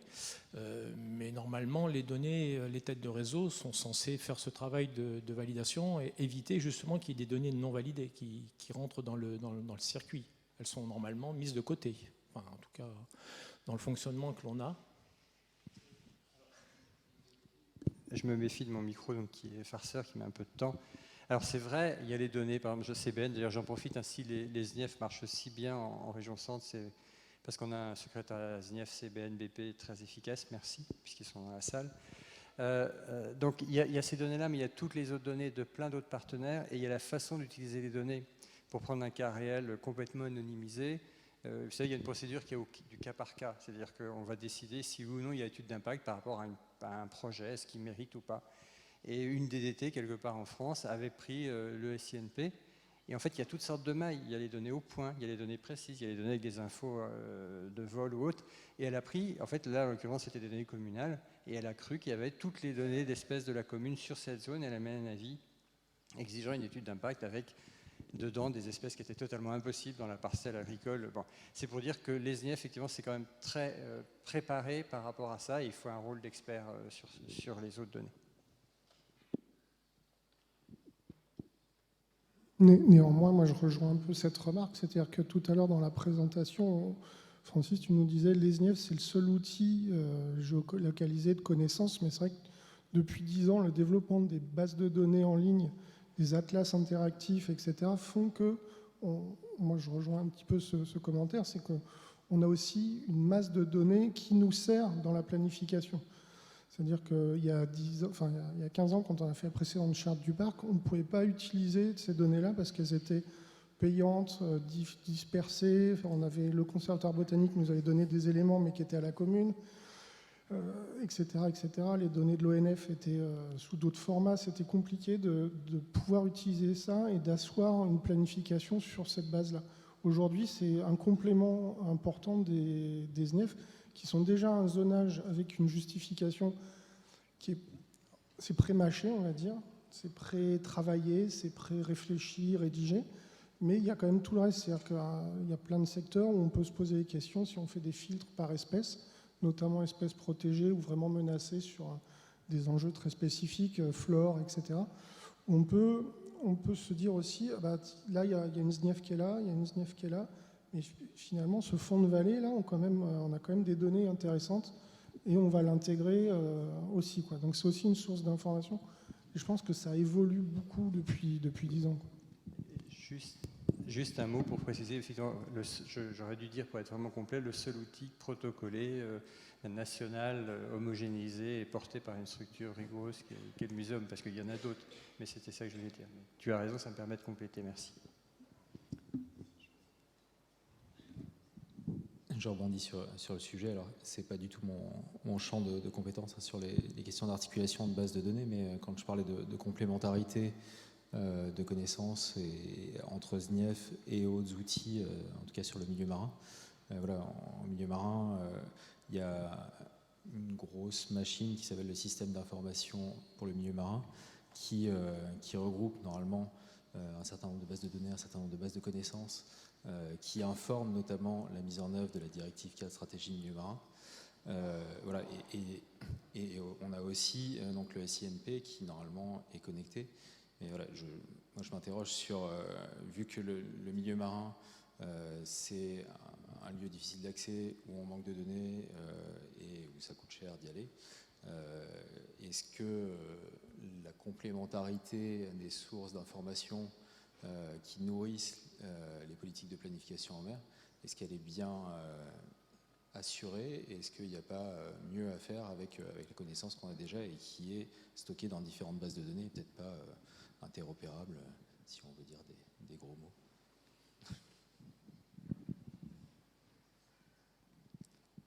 Alors, encore une demi-heure. Pour le coup, effectivement, je vais apporter quelques éléments de réponse, mais les sources de données, elles sont diverses, elles sont multiples. Quand on instruit les dossiers en Andréal ou à la DRIEAT, on regarde en premier lieu les SNIEF, mais pas que les SNIEF. On regarde les données qui sont dans le SINP, les données des bases de données du Conservatoire botanique national. On regarde les atlas, enfin toutes les données mobilisables sont mobilisées, au premier rang desquelles les SNIEF et les données tierces du SINP ou des atlas, elles peuvent être remobilisées par la suite pour la mise à jour en continu des SNIEF. Donc ça, effectivement, il y a une interopérabilité de tous ces éléments et c'est un gros travail à faire, un gros travail qui nécessite beaucoup de contrôle pour bien faire les choses, mais effectivement, il n'y a pas un outil unique, il y a plusieurs outils et qui ont vocation à être interopérables et à être valorisés. Je vous propose de poursuivre sur la suite des discussions et s'interroger maintenant sur les stratégies à adopter pour une meilleure prise en compte des SNIEF dans les plans et programmes. Alors les questions, elles sont simples. Qu'est-ce qu'il manquerait aux SNIEF pour qu'elles soient mieux utilisées? Quelles difficultés sont rencontrées par les planificateurs pour intégrer à leur travail ces enjeux? Alors Stella Gass, au-delà du périmètre des SNIEF, on a bien compris que les collectivités mobilisaient le périmètre des SNIEF pour soit faire de l'évitement, soit faire de la valorisation de milieux. Est-ce que le contenu, par exemple, des fiches est aussi utile que le périmètre, ou est-ce qu'il n'y a que le périmètre qui est utile? Et les SNIEF, est-ce qu'elles auraient besoin d'être plus accessibles aussi aux collectivités et aux élus pour être mieux mobilisées? Alors, effectivement, il y a, je l'ai évoqué tout à l'heure, une question de pédagogie. Alors, elles sont utilisées, qu'on soit clair, c'est un élément de connaissance. Il est dans le portail connaissance du préfet. Je vous l'ai dit, il intègre notre manière de faire les trames. Il participe beaucoup à l'évitement. On a sûrement une petite transformation de l'outil dans une version plus pédagogique. Peut-être on évoquait comment est-ce qu'on sensibilise les acteurs, peut-être un complément à faire sur la partie transmission de messages, appropriation, acculturation des acteurs touristiques, habitants, élus. On a parlé de la partie ce qui influence l'évolution des zones, comment est-ce qu'on peut en faire des outils d'aide à la décision. Et nous, dans le travail qu'on est en train de mener, alors je ne sais pas si c'est maintenant que je présente un peu les éléments de fond, juste pour vous expliquer un peu comment on discute en fait avec nos élus pour faire changer le regard. Et on évoquait la question d'un regard positif, sortir de « je suis là, je protège, je suis une contrainte », mais plutôt « je suis un élément du projet et donc j'investis une réflexion à la fois pour la prise en compte, mais aussi pour la gestion et le développement », parce que on parle des SNIEF de type 1, mais il y a cette question de continuité, d'arrêter de fragmenter les milieux. On a beaucoup discuté de l'artificialisation. La France, elle est artificialisée à 10%.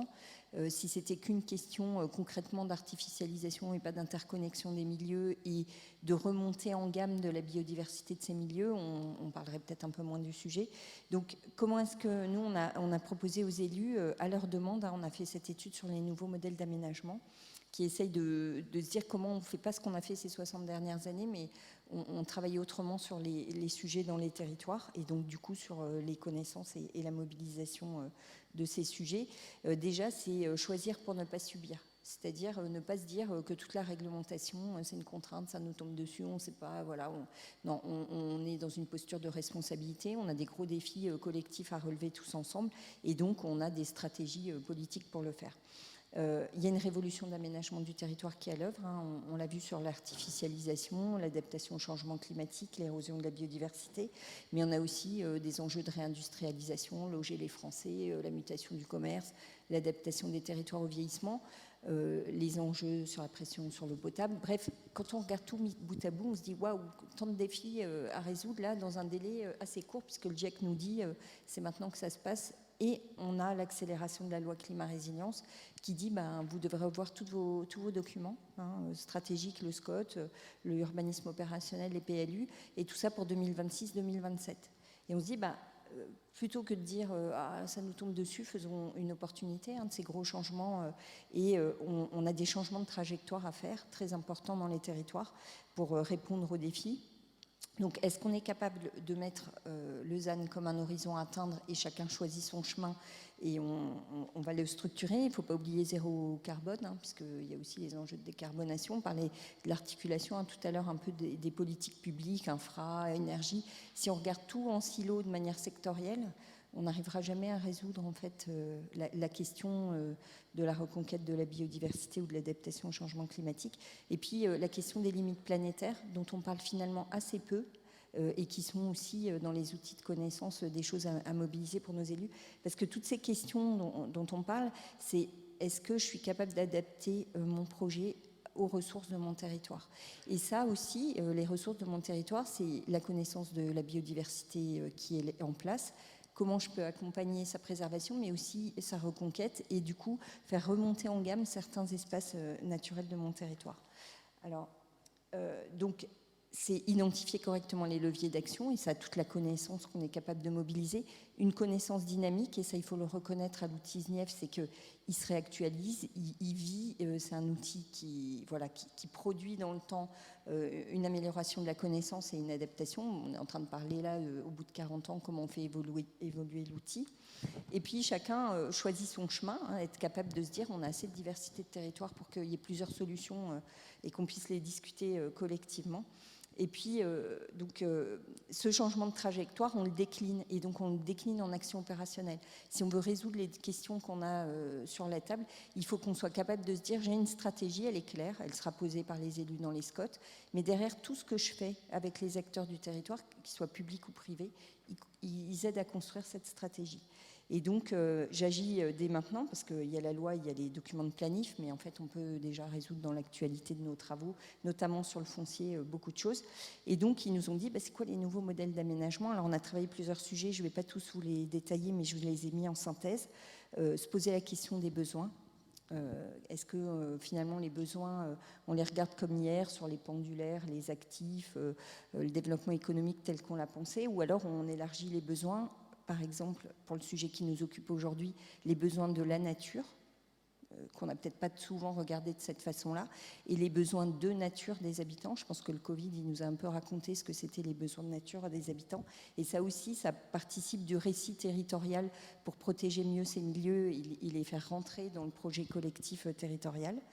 La question des valeurs, on parle beaucoup d'attractivité, de valeurs économiques, il y a des enjeux autour de l'emploi, donc on ne va pas dire que ce ne sont pas des sujets, mais il y a aussi des valeurs écosystémiques qu'on n'a peut-être pas assez regardées, et comment est-ce qu'on les fait rentrer dans le champ de valeurs territoriales et ils participent au projet territorial.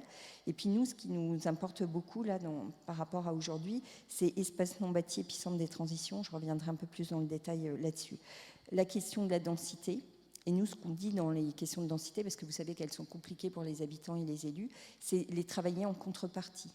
C'est-à-dire, si je densifie, ce n'est pas que densifier le bâti, c'est densifier les usages, c'est densifier la nature en ville, c'est utiliser tous les motifs de densification, le chrono-aménagement. Est-ce que je ne peux pas me dire que tous mes espaces bâtis, il y en a plein que j'utilise dans des temps qui ne sont pas optimisés?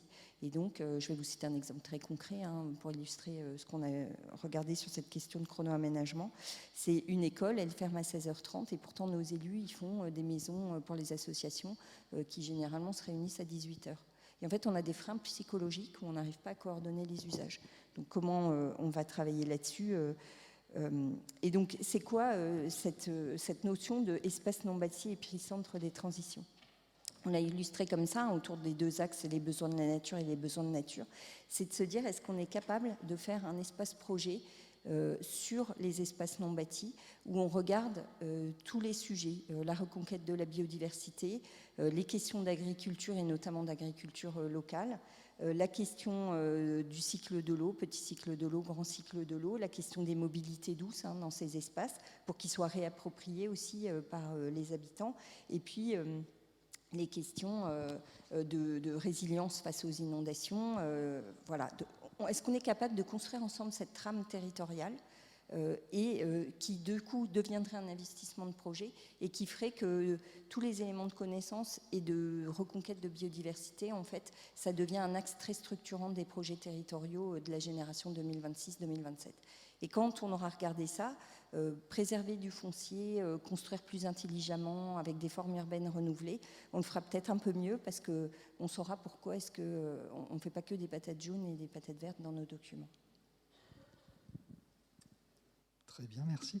Et pour le coup, pour déployer cette stratégie, cette ambition, la politique SNIEF, est-ce que c'est un outil où vous trouvez des éléments suffisants pour vous accompagner ou est-ce qu'il y aurait des choses à améliorer pour justement prendre en compte les enjeux de la biodiversité dans cette stratégie globale ?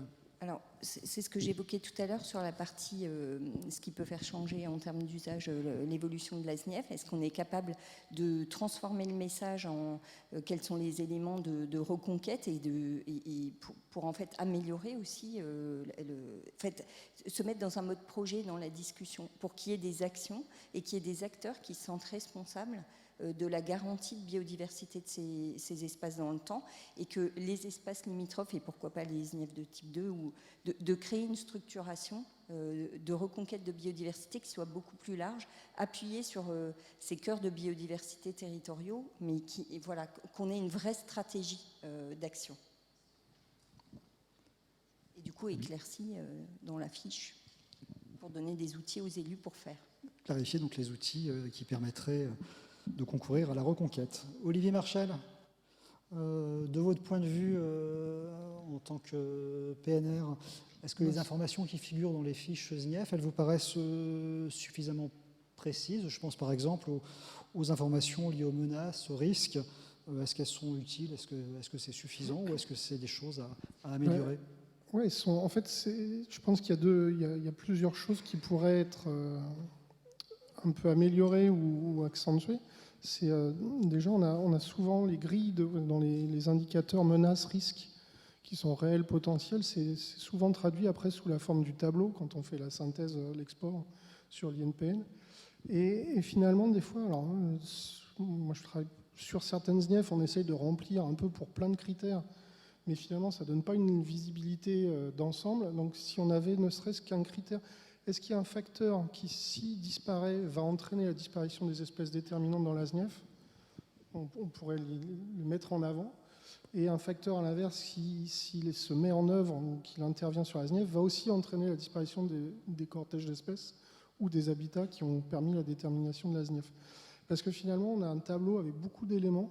Et ça, je rejoins un petit peu le constat de Stella sur le côté pédagogique de cette masse d'informations qu'on a du mal à interpréter.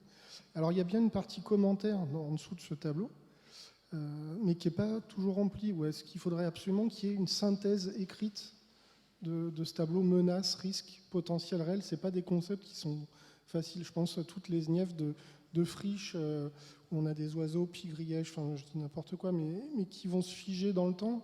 On sait que dans le PLU, si on n'insiste pas auprès de la commune en disant ce site-là, il a un enjeu fort aujourd'hui, mais il est en transition, il est en mutation, parce que c'est un milieu qui va évoluer, et si 10 ans après, il est complètement boisé, alors on aura peut-être d'autres espèces, hein, la SNIEF, on pourra peut-être trouver autre chose, mais en tout cas, on n'aura pas mis l'accent sur les leviers, en tout cas les actions indispensables. Ce matin, on parlait justement est-ce qu'on peut faire des mesures compensatoires dans les SNIEF? Et Maxime Zouka, notamment, je ne sais pas s'il est toujours là, me disait qu'il ne faut pas que les mesures compensatoires soient viennent à la place des actions ou des financements que l'État pourrait mettre en œuvre sur ces milieux-là. Mais en fait, dans les SNIEF, on n'a pas d'enjeu de gestion. On n'a pas de moyens. Quand c'est une SNIEF qui est complètement privée, à part aller voir le propriétaire, lui dire, tu sais, là, il y a des habitats, des espèces intéressantes, ce serait bien que tu fasses ça, mais nous, on est un PNR, on peut le faire en traduisant ça par des aides techniques ou financières. Mais en dehors d'un PNR, dans une commune lambda, je ne sais pas comment on peut mettre en œuvre des actions de gestion ou poursuivre une gestion adaptée. Donc il y a cet aspect-là. Et puis il y a quand même moi je vois un gros défaut dans les SNIEF actuels en termes d'export de l'INPN, c'est l'absence des cartes de périmètre.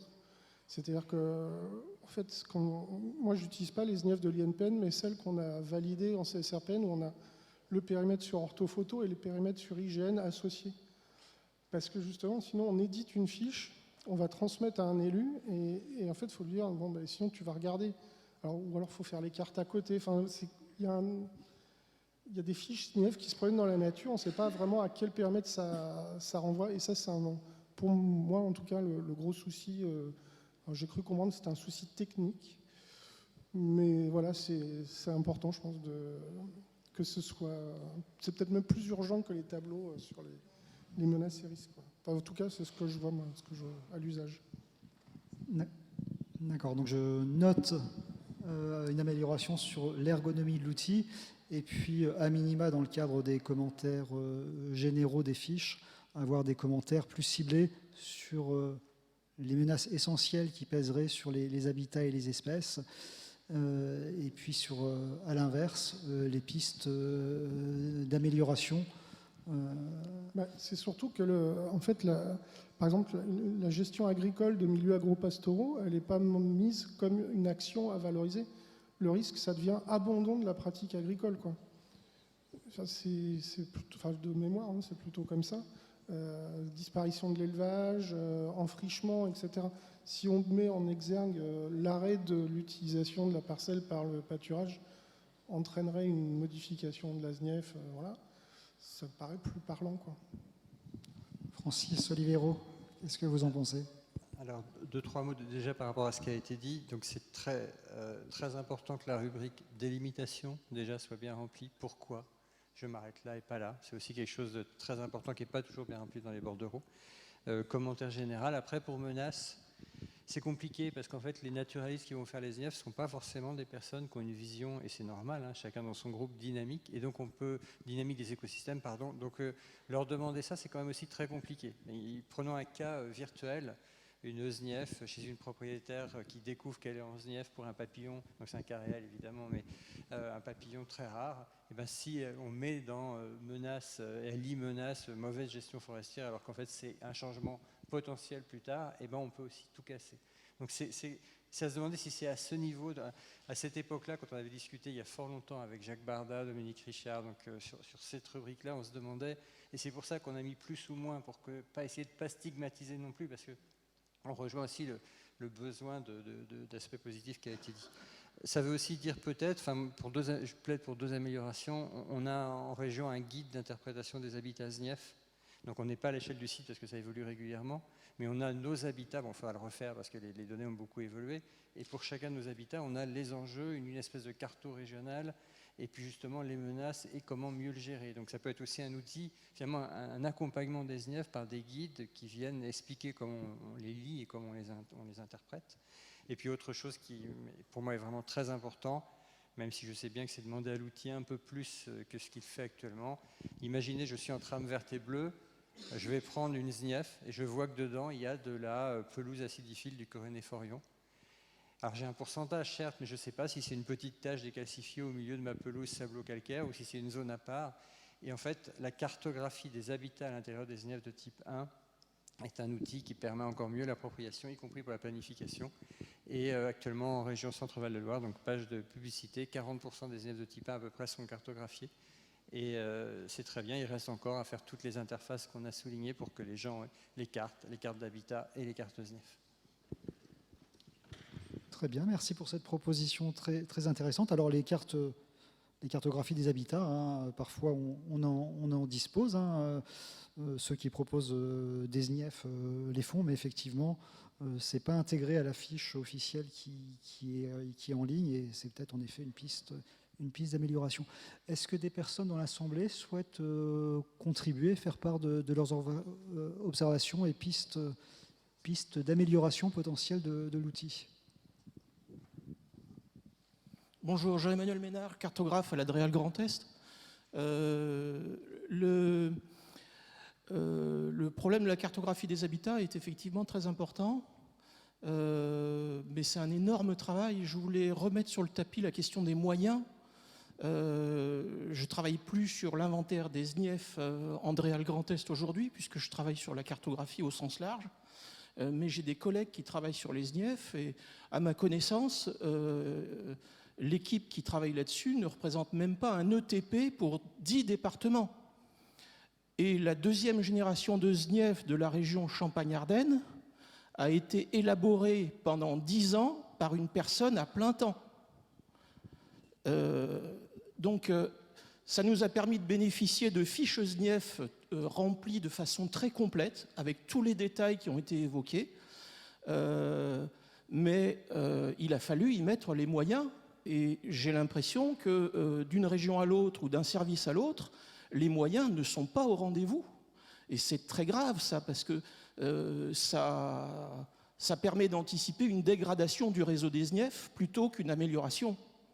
Et tous les outils de traitement automatique de données ne permettront pas l'investissement très complet pour remplir toutes les rubriques d'une fiche ou d'une base de données de façon aussi intelligente et articulée que possible.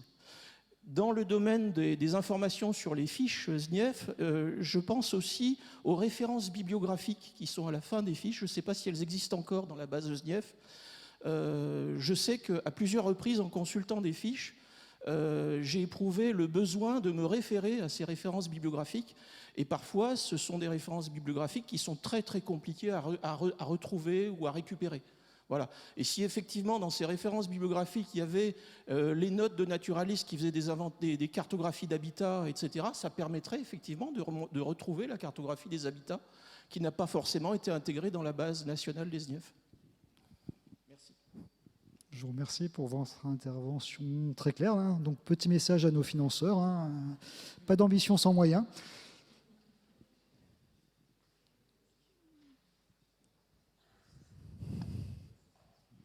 Bonjour à tous, Guillaume Lemoine, entreprise ECT. Alors c'est une remarque complètement hors sol. Je ne sais pas quand est-ce que je pouvais la faire. J'ai regardé le programme. Je ne sais pas où et quand. Et vous m'avez tendu une perche en disant qu'est-ce que vous pouvez proposer pour améliorer ou autre l'outil. Moi c'est une question très conne. J'ai l'impression, je vais faire mon Régis Courtecuisse. Quand est-ce qu'on parle de SNIEF avec un troisième F qui parle de la fonge? Est-ce que le fait d'avoir présenté un champignon au début avec un champignon Zdieniensis ou je ne sais pas quoi, est-ce que c'est un cri du cœur? À partir de quand ce règne-là, il intègre cet élément de connaissance? Alors je sais bien que c'est complètement hors sol par rapport à la planification. Après, si vous voulez une question sur la planification ou une remarque sur la planification, je veux bien vous en faire une. Mais... Deux mots, non, ça ne m'étonne pas que tu fais bien de la placer là, mais en passionné de champignons, c'est très compliqué parce que si tu rajoutes le F de fonge, il faut aussi voir tous ceux qui ont quitté les champignons, les myxomycètes, et on finira par perdre l'acronyme. En fait, je pense que c'est bien passé dans les mœurs. Garder 2 F, c'est très bien. Par contre, tu me donnes l'occasion de plaider pour effectivement le règne fongique qui est essentiel. Vous savez qu'une prairie de fauche qui a 10 ans ou une prairie de fauche qui a 30 ans en termes de réseau symbiotique, ça change absolument tout, et en termes de valeur écosystémique, tout également. Et donc on intégrera, on a tout à découvrir. Enfin, encore un mot, je fais une page de pareil, c'est hors sol, mais enfin non, c'est en plein dans le sol. 1/3 du carbone des sols est fixé sous forme de glomaline. Qui connaît la glomaline ici? C'est les gloméromycètes, c'est des champignons essentiels pour l'équilibre des sols. Et derrière tout ça, il y a aussi plein d'autres groupes. Et c'est peut-être pas à ce niveau-là que ça joue. En tout cas, pour les champignons supérieurs, oui, il en faut beaucoup dans les SNIEF. Et en même temps, c'est compliqué. Hein, pour avoir un inventaire subexhaustif d'une parcelle, pour avoir 70% d'un cortège de champignons dans une forêt classique, il faut 15 ans minimum. Donc, c'est un groupe dur, mais oui, on n'en fait pas assez. Mais 2 F, c'est déjà pas mal. Et je complète également ce que dit Francis. Alors, il n'y a pas de 3e F à SNIEF, hein, ça c'est certain. Néanmoins, dès 1982, on avait eu des fiches SNIEF avec de la fonge dedans. Et on est un certain nombre de régions, et en tout cas c'est le cas de l'Île-de-France, où on travaille en lien avec le CSRPN sur l'établissement d'une liste d'espèces déterminantes fonges, avec toutes les difficultés que ça présente, effectivement, parce que ce sont des organismes déjà d'une part très divers, avec assez peu de spécialistes. Mais oui, vous avez raison, c'est un vrai sujet. D'autres interventions? Une dernière question éventuellement, parce que je crois qu'une petite pause nous attend. Si personne, comme j'étais prêt à poser une question stupide juste après, Sur la planification, c'est une question pour Madame Gass. J'ai noté avec beaucoup d'intérêt des espaces non bâtis épicentres de transition. Je suis toujours un petit peu gêné quand on essaie de trouver, mais ce n'est pas forcément de votre responsabilité, de la vocation des espaces naturels pour leur donner une justification de leur protection. Est-ce qu'à un moment, je ne veux pas faire mon terrasson, une fois que je fais mon courte-cuisse, là je fais mon terrasson, c'est de dire, réfléchissons sur les forces motrices qui les détruisent et arrêtons de les détruire plutôt que de vouloir les protéger. Vous voyez, on inverse la réflexion. Et donc quand on réfléchit, je vous ai entendu une partie de la matinée ou début d'après-midi parler de services écosystémiques, et ben c'est toujours anthropocentré, donc moi je préfère parler de fonction écologique, et là dire ben voilà, des épicentres des écotransitions, c'est-à-dire qu'il faut trouver presque, remplir les cases, dire ben voilà, tous ces espaces-là ils sont intéressants parce qu'on va pouvoir y tirer ou y mettre un projet, et moi je dirais le projet c'est peut-être de les laisser tranquilles et de dire ils peuvent vivre pour eux-mêmes, voilà, quand est-ce qu'on a une démarche biocentrée pour la préservation de ces espaces. Mais je sais, je suis volontairement provocateur, excusez-moi. Je crois qu'on protège très bien ce qu'on connaît et ce qu'on aime. Et je pense qu'il est temps de faire rentrer aussi ces espaces dans le sensible. Je pense que vous l'avez dit, anthropocentré, je pense qu'on a beaucoup regardé beaucoup de sujets et assez peu ce qui faisait écosystème autour de l'homme. Et je pense qu'on doit se replacer au milieu d'une vision territoriale. Et comme les enjeux sont très importants et le délai très court, effectivement, on a choisi ce raccourci qui est faisons du projet sur ces espaces. C'est une manière de se les réapproprier, de les regarder différemment.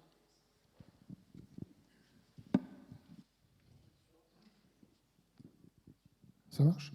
Juste sur ce sujet-là, il y a aussi le distinguo à faire entre des espaces qui seraient en SNIEF, au cœur de massifs forestiers, qui sont en tourbière, etc., qui n'ont pas forcément besoin de trouver une signification pour le grand public ou pour les élus, et qu'on n'aborde même peut-être pas dans la planification, puisqu'ils font partie d'une autre versante du territoire.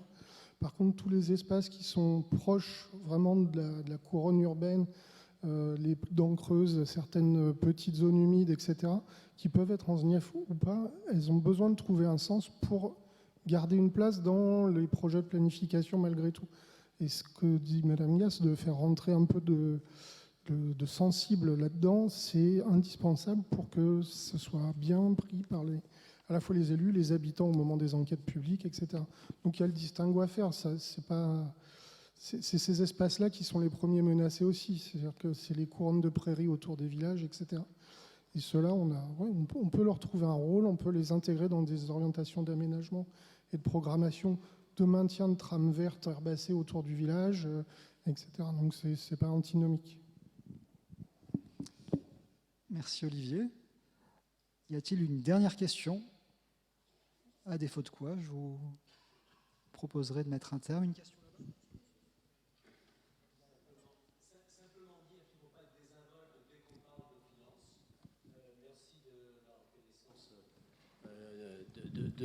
Merci de la reconnaissance de ce qui a été fait en Champagne-Ardenne. Et le collègue qui a fait son terrasson, c'était un de mes collègues, j'ai bien écouté très attentivement François, et François, dès qu'on parlait d'économie, il se fâchait. Hein. Et moi, je crois qu'il faut la valeur intrinsèque, il faut la défendre, bien sûr, parce qu'on l'a tous dans la peau, sinon on n'aurait jamais fait ce boulot. Mais il faut aussi faire confiance à ceux et identifier ceux qui, parmi les acteurs financiers, prennent des décisions et il faut bâtir avec eux. Je pense que c'est pas parce qu'on est naturaliste, pas parce qu'on est biologiste, scientifique ou amateur éclairé qu'il faut abandonner la construction de programmes. Personnellement, c'est ce que j'ai fait. Je suis pas le seul à l'avoir fait. Et là où ça a été fait, on a avancé. Parfois avec un accompagnement d'hypocrisie. Mais moi, je peux vous dire que la première fois où je suis allé dire, ça devait être en 82, oui, à peu près, ou 81 même, devant la commission agriculture et environnement du Conseil économique et social de la Champagne-Ardenne, que présentait l'inventaire SNIEF, le projet d'inventaire SNIEF, et il y avait déjà un financement qu'on en évoquait. Et ceux qui me connaissaient m'ont dit oui, j'ai dû dire c'est un outil de connaissance, c'est un outil de connaissance, c'est un outil de connaissance. Hein, ils m'ont dit ouais, on te connaît, c'est un outil de connaissance, mais enfin bon, dis-nous, explique-nous, passe ton temps à nous expliquer ce qui vient derrière. Mais il n'empêche qu'on a avancé, parce que dans un dialogue difficile, c'est difficile concernant le degré de sincérité, mais il faut tenir bon. Les finances, c'est seulement un outil. Seulement un outil.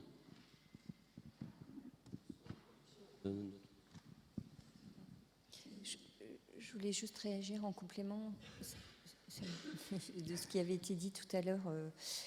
Je crois que, bien sûr, on peut se dire pourquoi est-ce qu'on regarde encore ces espaces. Ça fait longtemps qu'on améliore la connaissance, on sait qu'il faut protéger la place de la nature dans le projet humain, etc. Mais on a aussi les enjeux d'adaptation au changement climatique. On a aussi des territoires où la question de l'évolution des espèces, elle va être bouleversée par l'activité humaine et sur laquelle, si à un moment on n'arrive pas à faire cette sensibilisation et cette appropriation par les acteurs qui prennent des décisions et qui impactent d'autres politiques sectorielles que la protection de la nature, si on n'arrive pas à les entraîner dans un projet global, en fait, même les espèces qu'on aura identifiées sur certains milieux en SNIEF de type 1, peut-être que demain, on ne les aura plus. Donc la menace, elle est aussi sur quelque chose de beaucoup plus global et stratégique. Merci pour cette réaction. Y avait-il une dernière question ou est-ce qu'on clôt les débats?